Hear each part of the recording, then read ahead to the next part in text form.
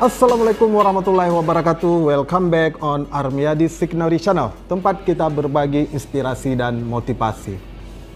Signori Banner, ada permasalahan besar sekarang yang kita alami saat ini adalah banyak masyarakat kita yang tidak bersedia untuk divaksin COVID-19.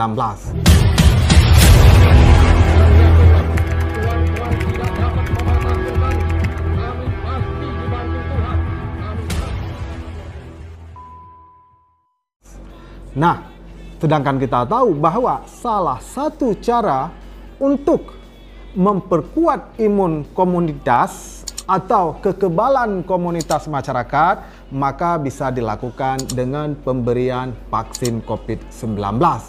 Tapi di kenyataannya banyak yang belum bersedia. Perlu diingat bahwa sampai saat ini salah satu pencegahan yang paling ampuh adalah menggunakan vaksin. Belum ada cara yang lain.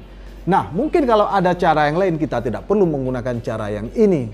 Kemudian, dilihat dari sisi keagamaan, Majelis Ulama Indonesia telah memfatwakan bahwa vaksin COVID itu suci dan halal, artinya boleh digunakan. Kemudian MUI juga mengatakan, juga memfatwakan agar para masyarakat muslim mendukung program vaksin COVID-19 ini. Nah, kemudian kita lihat apa yang terjadi di negara luar, di Eropa, di Amerika. Eropa kita lihat, mereka sebelumnya juga telah babak belur dengan pandemi COVID ini. Tapi hari ini, mereka telah kembali membuka stadion bola. Pertandingan bola di Eropa sudah boleh dihadiri oleh penonton. Kemudian kita lihat sudah dilaksanakan konser musik dan sebagainya. Nah, kenapa mereka bisa melakukan hal tersebut? Ini dikarenakan mereka telah percaya diri dengan herd immunity atau kekebalan komunitas yang didapatkan dari pemberian vaksin COVID-19. Sedangkan kita, kita masih bergelut bukan hanya dengan persoalan COVID, tapi dengan informasi-informasi yang salah. Jadi, kita sangat mengharapkan bahwa salah satu bentuk dukungan kita agar COVID-19 ini segera berakhir adalah dengan menerima pemberian vaksin.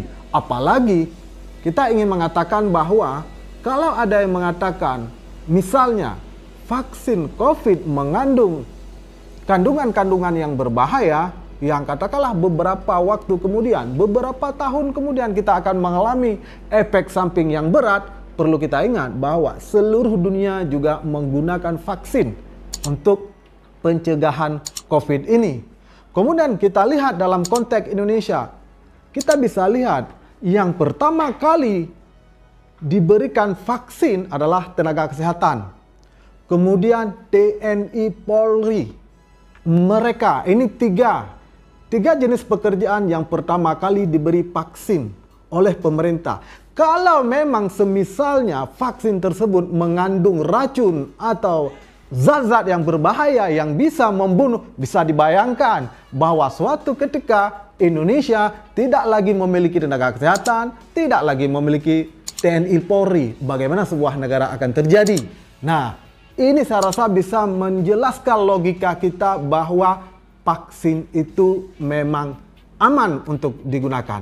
Jadi kita tidak perlu menunggu sampai pemerintah door to door ke rumah kita hanya untuk mengajak kita vaksin. Dan stop, kalau Anda tidak paham dengan persoalan vaksin ini, stop untuk membohongi orang lain. Sekian, terima kasih, semoga ada manfaatnya. Assalamualaikum warahmatullahi wabarakatuh.